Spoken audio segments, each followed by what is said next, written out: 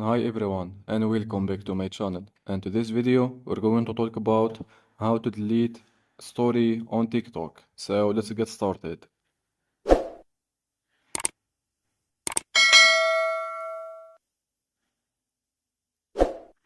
Well, after getting the application and to delete story, go to your profile by tap here at the bottom, then click in your profile picture here.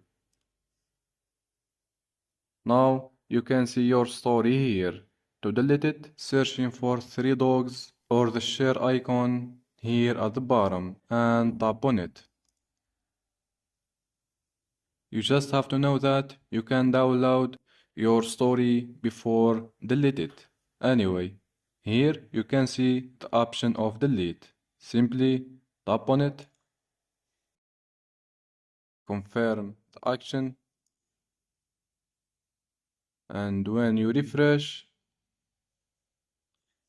you can see that the story is deleted. Thanks for watching. See ya.